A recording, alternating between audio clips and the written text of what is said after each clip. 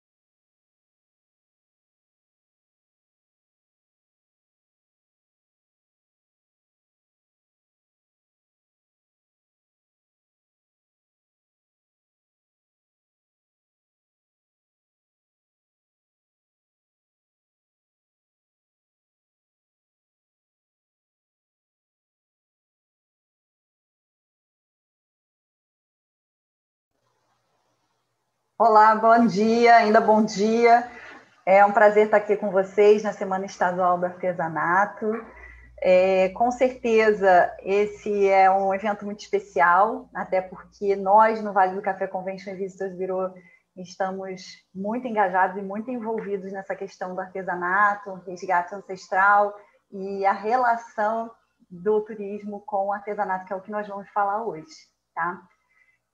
Eu vou passar aqui uma pequena apresentação que eu fiz para vocês e a gente vai fazer isso sob forma de um bate-papo. Falar um pouquinho sobre quem eu sou, né?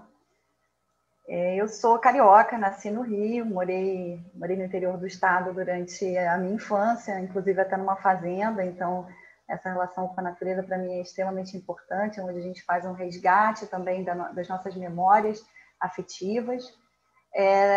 Aos 19 anos eu fui morar na França, onde eu fiz hotelaria, e depois eu fui para Portugal. Eu não sei se vocês perceberam, mas eu estou falando sobre símbolos aqui, né? Então, a todo momento a gente consegue usar a simbologia para representar aquilo que a gente é, ou aquilo que o nosso território é, ou aquilo que a gente precisa passar, quer seja para o turista, o visitante, ou para a população, para que a gente se identifique, se aproprie de tudo isso. Eu dei aula durante alguns anos lá em Portugal e resolvi, em algum momento, voltar para o Brasil, depois de ter praticamente dado uma pequena volta ao mundo. Eu gosto muito de viajar, eu gosto muito de identificar as questões territoriais e hoje eu sou diretora executiva do Vale do Café Convention Visitors Bureau e tenho um menininho de 9 anos que gosta muito de viajar também e conhecer a cultura dos lugares por onde a gente passa. Vamos fazer uma primeira abordagem sobre a relação do artesanato e o território. Claro, quando a gente fala em turismo, a gente fala sobre um território, o que a gente pode fazer nesse território. A gente precisa entender esse território. Essas são as lindas colinas, é um vale, na verdade, na RJ 125, no caminho de Miguel Pereira, em Paracambi, é um lugar muito bonito. E a gente vai fazer um esforço de compreensão desse território, dessa topografia, dessas cicatrizes que a gente vê, né, na nossa geografia, que contam uma história. E essa história que a gente vai tentar identificar, que a gente precisa identificar no nosso lugar ou no nosso local de origem, é o que vai nos ajudar a criar produtos de identidade regional, entre eles, claro, o artesanato. A gente consegue ver que tem uma mata que está tentando se recuperar aqui, né, com alguma força, e aqui essas cicatrizes, essas aberturas que foram feitas pela monocultura do café no século XIX. Esse café que também conta a história do território. Então, como é que a gente vai identificar essas potencialidades regionais, né? Então, a gente viu ali uma foto da topografia, a gente precisa entender o que tem nesse lugar. Tem água, tem o rio, tem o mar, tudo isso vai impactar o nosso artesanato, né? Por quê?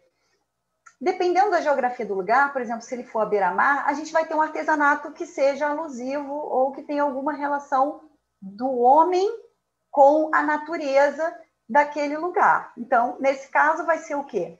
Produtos que tenham a ver com a pesca, que tenham a ver com comidas e aquilo que é produzido na região. Nós vamos identificar aquilo que se come mais naquele local para que a gente possa usar esses dados, essas informações, para transformar isso em produto. Qual é a fauna, qual é o bioma dessa terra? Qual é a fauna e a flora desse local?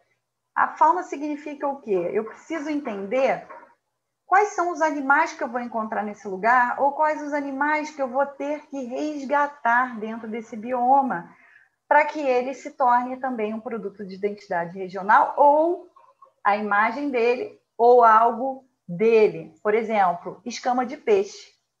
A escama de peixe é utilizada para muito artesanato em vários locais e a gente pode fazer muitas coisas bonitas com essas escamas de peixe. Então, essa fauna se apresenta dessa forma. E a flora também, porque a gente pode pintar, a gente pode bordar, a gente pode criar um monte de coisa que seja alusivo a essa flora. Então, identificar tudo isso, quais são as florações que nós temos. Nós fizemos um calendário das florações no Vale do Café para que o nosso visitante soubesse identificar, porque esses são os saberes ancestrais que nós fomos perdendo. Então, hoje, a gente olha para uma árvore, a gente não sabe o nome dessa árvore, e a gente deveria saber o nome dessa árvore. A gente deveria saber o nome do pássaro que representa a minha região. Nesse caso, a Mata Atlântica tem um poder enorme em todo o mundo, porque quando a gente fala Mata Atlântica, é como se a gente estivesse falando também floresta amazônica. E para quem mora fora do país, e cada vez mais dentro do país também, essa identidade da Mata Atlântica é fundamental. Tá? Então, vamos usar isso no nosso dia a dia, trazendo as nossas tradições e nos nossos produtos de identidade, pensando no nosso bioma. Economia. Né? Eu estou aqui usando um belo colar que eu comprei na feira de turismo que foi organizada pela Setur há 2 anos. E esse colar ele é feito com restos de couro. E eu achei incrível isso, além do trabalho ser muito, muito bem executado, o fato de talvez essa artesã ter aproveitado, essa artesã ou esse artesão terem aproveitado um material que representa talvez a economia da região. Eu não sei muito bem se é de fato isso, mas ela provavelmente aproveitou restos de aquilo que sobrou, né, dos excedentes de uma economia de trabalho de couro, de marroquinaria, que pode ser bolsa, pode ser algum acessório, sapato, enfim, e transformou isso em arte. Então, hoje, essa economia ela pode ser extremamente importante. Então, por exemplo, se eu produzo café, quais são os produtos do café que podem ser transformados em artesanato? Se é um local, por exemplo, que há plantação de milho, a gente sabe que vai usar. Então, tudo isso parece muito básico, mas a gente precisa fazer essa relação, essa ponte entre esses produtos que são produzidos na região, como que ela vai se apresentar dentro desse ambiente na cultura, na comida, enfim, depois o que eu vou fazer com essa matéria-prima que fica ali, né? Uma pergunta que a gente precisa sempre fazer quando a gente trabalha com turismo é: quem passou por aqui? Quem passou por aqui? A gente viu aquele vale lindo, quem deve ter passado por ali? E quando essas pessoas passaram? Então, dentro de uma escala temporal, a gente vai analisar que cada povo, cada cultura que passou naquele local trouxe alguma coisa. E quando ela trouxe, ela deixou. Saber identificar, primeiro, os povos que passaram aqui, ou os povos nativos desse local. Saber quando isso aconteceu.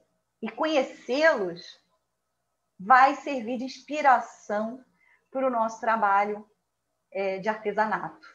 Então, esse é um esforço que nós precisamos fazer, um levantamento exaustivo desses povos, dessas circunstâncias, para que a gente entenda e possa também transpor isso, materializar isso num material, num produto que seja de identidade regional. O turismo conta histórias, e histórias também. Então, é muito importante nós identificarmos quem são esses povos, quem são essas pessoas que passaram ali, que podem ser pessoas notáveis, mas podem ser pessoas também desconhecidas, né? Porque a gente trabalha a ancestralidade, a oralidade, aquilo que passou de geração em geração, sem que nós soubéssemos, sem que nós entendêssemos como que a gente aprendeu ou recebeu aquela informação. E isso, para nós aqui, é irrelevante, porque dentro de um contexto de realmente contação de história e de criação, né, a cultura, a criatividade, envolvem processos criativos. Então, nós temos que nos apropriar disso. Então, nós fizemos até uma brincadeira no nosso site, que não é uma brincadeira, é um resgate, na verdade, dessa oralidade, que é contar um pouco sobre os mitos, sobre a mitologia dos povos africanos, indígenas, né? E também os colonizadores, quando chegaram, eles trouxeram as suas fantasias, trouxeram a sua mitologia, as suas histórias.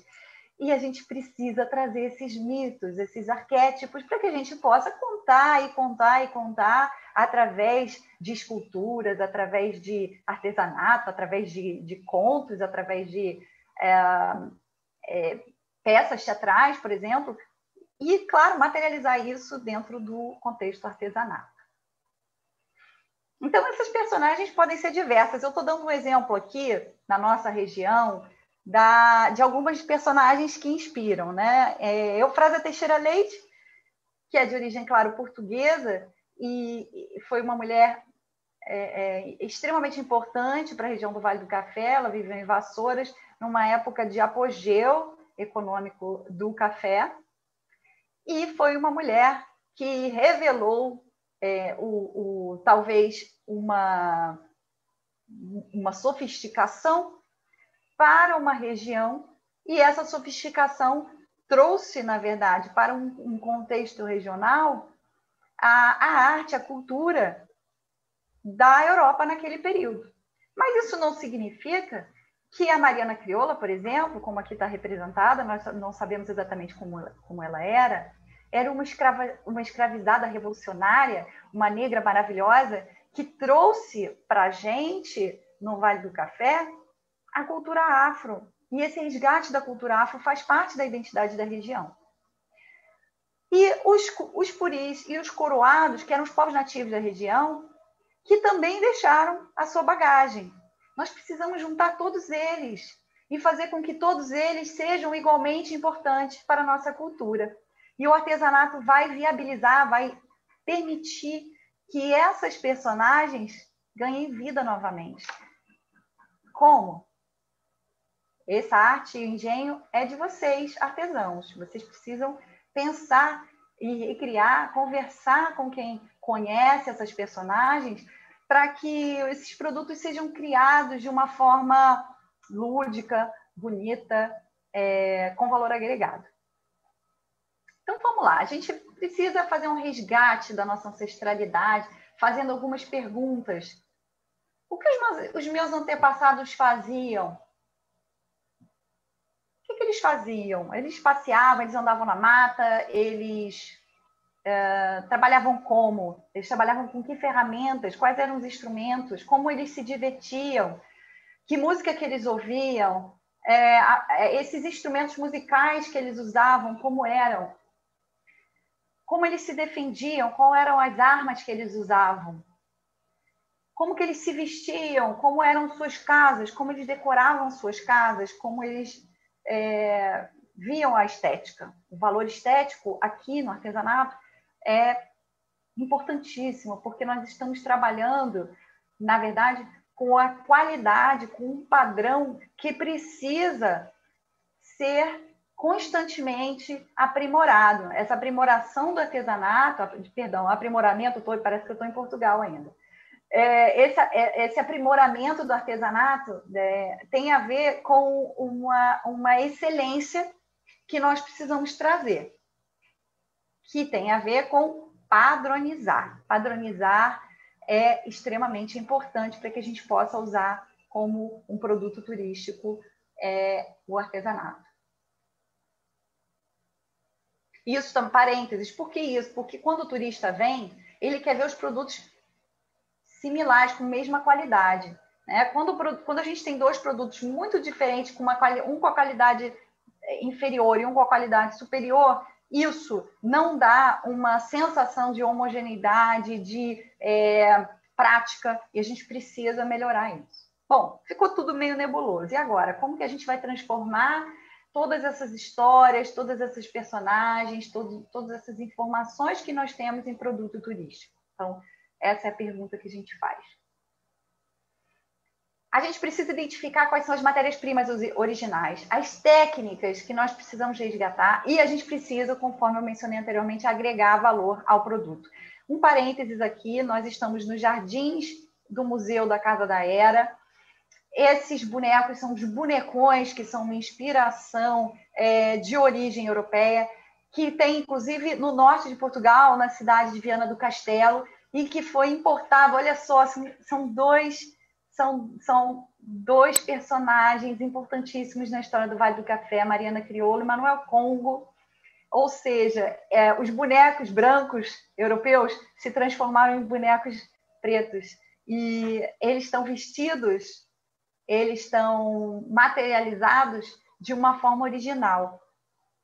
É isso que a gente precisa fazer, né? E eles foram feitos por uma artista da região que se chama Beatriz Vidal, carinhosamente apelidada de Tisa, que resgata, tem um trabalho fantástico na Barro e Arte, em Vassouras, resgata essas técnicas ancestrais, o uso de matérias-primas, e conta todas essas histórias maravilhosas sobre a região, desde os tempos dos povos nativos até a passagem dos bandeirantes, depois a vinda dos colonizadores, enfim, toda essa miscigenação cultural que nós vivemos, que só agregou. Falando em agregar, o valor agregado é aquele valor que não tem preço. Como é que a gente identifica isso no nosso artesanato? Existe uma relação muito interessante, e pensem bem nisso. Eu estou fazendo uma breve propaganda aqui desse trabalho, que é um trabalho muito bem feito. Eu precisava dar crédito a eles. Vocês encontram no Instagram facilmente. Quando a gente fala em valor, a gente está falando literalmente em valores humanos. O que eu acredito? Qual é o meu senso estético? O que eu acho interessante ter na minha casa? Por que eu vou ter algo na minha casa? Por que eu vou comprar um item para a minha casa? Porque geralmente o artesanato tem isso. Eu vou levar comigo, eu vou dar para alguém. A gente precisa se perguntar 1000 vezes por que o turista vai levar aquilo que eu fiz para a sua casa ou para dar de presente. O que eu vou estar oferecendo como valor dentro do meu produto? Então, é muito importante que a gente pense o seguinte: essa folha seca, que provavelmente foi resgatada num parque ou num jardim da região, de uma folha que é dali, de uma planta, de uma árvore que é dali, é simbólico. A gente está falando sobre árvore, a raiz, a cultura. E depois, o que eles fizeram aqui? Essa folha não custa nada. Quanto que custa 10 metros de linha? Ou seja, como foi feita esse passarinho, esse bordado desse passarinho, que é um passarinho nativo, um passarinho brasileiro, E como todos nós sabemos, a observação de pássaros é uma verdadeira febre mundial, é uma grande paixão. Então, quem aprecia pássaros, aprecia não só a imagem do pássaro, mas aprecia também o canto do pássaro, aprecia vestir algo do pássaro ou usar, talvez, alguns elementos na decoração da sua casa para lembrar da beleza da natureza do pássaro. Então, as pessoas querem ter isso, querem viver isso no seu dia a dia. É isso que o artesanato vai proporcionar para um visitante que vai comprar e que vai levar. Então, vamos lá. Vamos supor que essa folha seja vendida a R$200. Vamos supor, não sei qual o valor. Se eu pagar R$200 por uma folha, eu vou pagar R$200 pelo trabalho que está ali naquela folha, que é um trabalho manual. Então, hoje, nós temos que fazer esse resgate do trabalho manual, do trabalho artesanal, e não vender algo que tenha sido produzido, fabricado artificialmente, numa linha de produção na China, né? Porque o turista sabe que não tem caráter de identidade regional, ele vai identificar, ele vai olhar e falar assim, isso aqui foi feito na China, não vou levar isso, por mais barato que seja. Então, a gente não pode usar o artesanato como algo barato. A gente precisa usar o artesanato como valor agregado. Não tem outra saída. O artesanato de R$10, ele vai atender um certo público, mas ele é limitado, ele não tem a força de expressão que uma região precisa para criar produtos e histórias e um contexto turístico que vai fazer com que não só os artesãos ganhem com isso, mas que toda a região ganhe com isso. Eu estou mostrando para vocês aqui uma escultura, não sei se vocês conseguem ver, é uma escultura feita de miçanga. Essa escultura feita de miçanga é um resgate ancestral, disso que nós estamos falando aqui, que foi feito no sul da África do Sul. Esse é um trabalho que está sendo elaborado por mulheres, muitas delas sozinhas e que precisam encontrar formas de se sustentar. Essa é uma realidade no mundo todo. E sustentar suas famílias, e que começaram a se reunir para aprender a aprimorar técnicas de criação, não só da escultura, mas também de cobertura dessa escultura. Então, o que eu estou fazendo aqui? Eu estou transformando um monte de miçanga, que custa R$20, em uma escultura acabada, bonita, que talvez não custe só R$2.000, mas eu acredito que tem esculturas de R$20.000.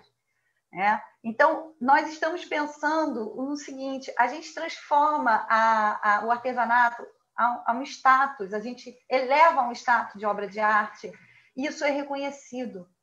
Então, é muito importante que os artesãos percebam que é extremamente importante se aprimorar, aprender, estudar, porque isso vai ser pago no tempo, isso vai ser recompensado, isso volta. Então, investir nisso, no aprimoramento de técnicas, é fundamental para o artesão. Esse produto precisa se associar à região. Então, aqui nós estamos vendo, tá vendo? Um coelhinho selvagem. Por que um coelhinho selvagem? A gente sabe que na África do Sul a gente encontra tantos animais, inclusive o coelhinho, mas poderia ser uma girafa, um elefante. Eles fazem também com zebras, fazem com um animal que é muito típico da região, que é uma espécie de alce. Então, esse é o animal símbolo da África do Sul. Então, vejam bem, é infinito as possibilidades, a criatividade, a cultura, enfim, ela não tem limite.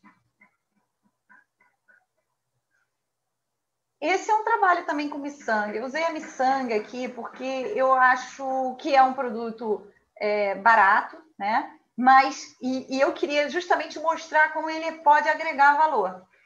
Então, a pergunta que eu faço aqui para vocês é como distinguir a origem do artesanato? Eu posso fazer a mesma coisa, aquela miçanga anterior é a mesma miçanga desses dois aqui, desses dois produtos de artesanato, mas eles são diferentes. Por quê? Porque se a gente estuda e a gente analisa e a gente aplica padrões e a gente aprende a usar isso na nossa técnica, a gente vai conseguir revelar que do lado esquerdo eu vou ter, eu acho que é do esquerdo mesmo, onde estão as pulseirinhas, eu vou ter um artesanato raiz africano. E cada tribo e cada região da África tem o seu padrão. E quem é da região ou quem conhece esses padrões vai conseguir identificar de qual tribo é. Isso é origem. E nós temos aqui do lado esquerdo esse colar que foi feito dentro de um contexto da América Latina, mais perto ali da Colômbia, Venezuela. Então, são duas matérias-primas iguais, mas com padrões diferentes. Eu acredito que a gente já esteja encerrando. Eu vou falar um pouquinho sobre a importância do trabalho em rede, como é importante que os artesãos estejam juntos e que eles se conheçam e que compartilhem os saberes, porque em algumas cidades, por exemplo, a gente vê 1 ou 2 artesãos ainda fazendo o seu ofício. E é importante que vocês compartilhem, se souberem de alguém que saiba fazer um artesanato raiz, um artesanato de origem, ajuda essa pessoa, leva essa pessoa ou para esses centros de artesanato das secretarias de turismo, secretarias de desenvolvimento econômico nas suas cidades, ou falem com as associações que realmente promovem esse artesanato de identidade regional, nas cidades onde tiver Convention Bureau. Vocês precisam estar sempre em contato com uma rede. Então, estar em rede é fundamental. Não fiquem sozinhos, isolados, fazendo os seus artesanatos sem compartilhar, né? Porque aí tem programas de capacitação, tem um monte de gente interessada em ajudar, pode ter patrocínio, por exemplo, de alguma fábrica que possa oferecer alguma coisa, ou, por exemplo, como eu falei anteriormente, nesse caso, aproveitamento do couro, aproveitamento de outras matérias-primas. Então, é muito importante conversar e se comunicar. Outra questão que eu acho importante é conhecer os pontos turísticos da cidade, da sua região. Saiba o que é o turismo na sua cidade, na sua região toda, né? O que eu posso visitar, quem são esses personagens, procurem saber, procurem entender quem são. Fazer aquilo que a gente chama em marketing de benchmarking é muito importante, estudar o artesanato dos outros países vai ajudar a gente a estar sempre na vanguarda, porque tem muitos lugares que já estão mais avançados nesse padrão, já conseguiram fazer esse resgate, por N razões. Participem nas mídias sociais, tem artesanato sendo vendido para o mundo inteiro através de mídias sociais, marketplaces, né? Sofistique o produto, procure sempre melhorar, use matérias-primas boas, use técnicas boas, uniformizadas, padronizadas, treine pessoas também para que tenham o mesmo critério que vocês de qualidade, de beleza, de estética. Falamos aqui já, fazer parte dessas associações e mostrar os produtos para os hoteleiros, para os comerciantes, para os restaurantes. É importante que não só o visitante conheça o seu artesanato, mas também quem mora na região, porque todo mundo tem orgulho de dizer, olha, essa cesta foi feita por uma artesã local. É um prazer, as pessoas têm prazer em se apropriar disso, em ter esse senso de pertencimento. Muito bem, vou falar com vocês um pouquinho sobre o cadastro do artesão no projeto Viver Artesanato do Vale do Café Convention Visitors Bureau. Nós criamos um projeto de valorização do artesanato raiz, esse artesanato que está se perdendo. Então, nós fizemos esse projeto com o intuito de reagrupar, organizar, fazer workshops para que essas técnicas possam ser perpetuadas e continuem evoluindo, avançando. Então, nós estamos oferecendo R$200 por uma aula que vai ser gravada para aquele artesão da região do Vale do Café que puder comprovar que a sua técnica é 100% artesanal, regional, de caráter regional e, enfim, que consiga mostrar isso didaticamente para alguém, tá? Então, queria muito agradecer a oportunidade de estar aqui com vocês. Sigam o Vale do Café CVBRJ, é onde a gente fala muito sobre a nossa região, mas, é claro, Todo o estado do Rio tem coisas lindas, fantásticas para se conhecer. Esse é o nosso site, valedocafeturismo.com. E esses são os meus contatos. Eu estou sempre disponível, sempre que alguém precisar. Se souberem de algum artesanato que queira participar, de algum artesão que queira viver o nosso artesanato e ajudar, vai ser um prazer também ouvir de vocês e ir lá conhecer o artesão pessoalmente. Tá bom? Dúvidas, estou à disposição. Se houver alguma pergunta, alguma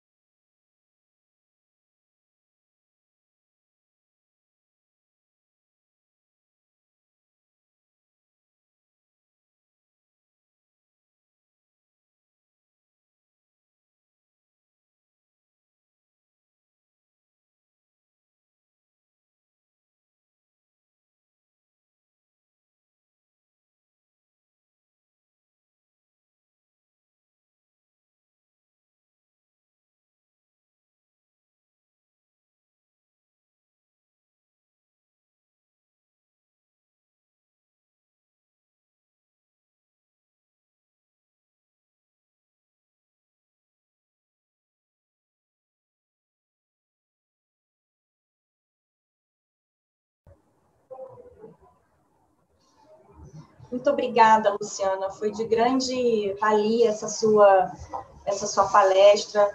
Recebemos vários elogios.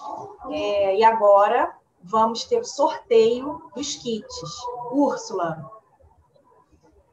Oi. Bom dia, Nátia. Bom dia, Luciana. Bom dia, artesãos. Bom dia, os participantes. Nossa, nós estamos terminando a nossa Semana Estadual do Artesanato, que foi muito proveitosa. Fiquei muito feliz aí com as apresentações, o desenvolvimento aí dos conceitos.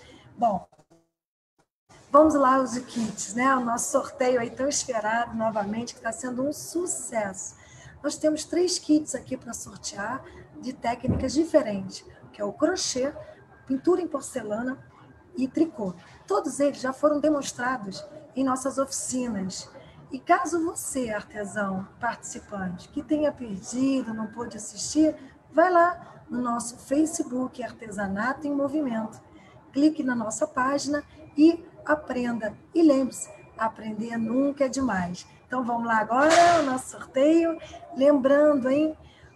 Cada técnica foi demonstrada com professores das lojas Caçula, a nossa grande parceira. Então, nós estamos aqui, ó, vou mostrar para vocês antes de sortear, que eu estou preparando aqui o nosso sorteio.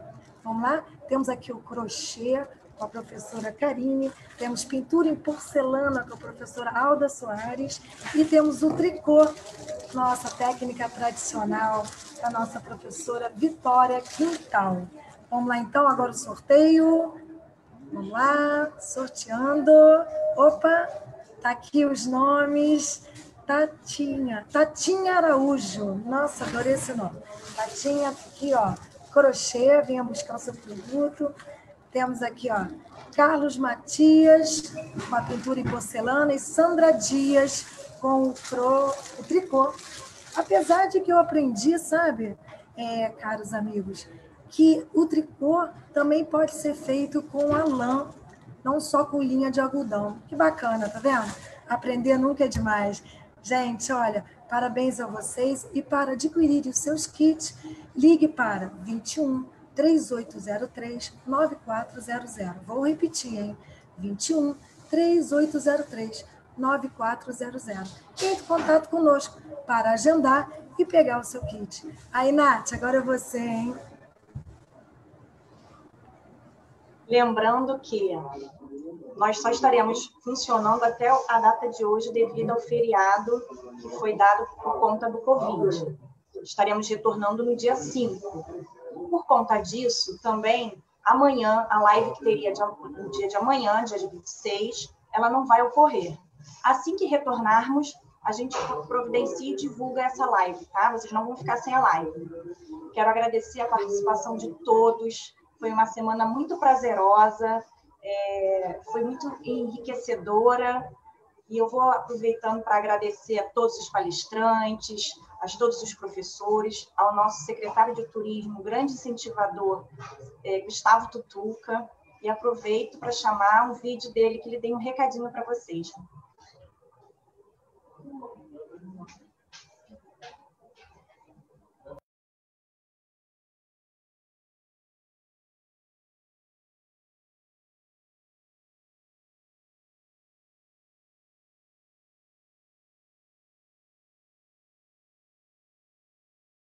Olá, eu sou Gustavo Tutuca, secretário de Estado de Turismo do Rio de Janeiro. Quero parabenizar todos vocês que participaram da nossa Semana Estadual de Artesanato, agradecer a todos os nossos palestrantes, todos os nossos apoiadores e reafirmar o nosso compromisso. O artesanato terá sempre o nosso apoio por entendermos que tem importância fundamental para o desenvolvimento do nosso turismo. Um grande abraço a todos vocês.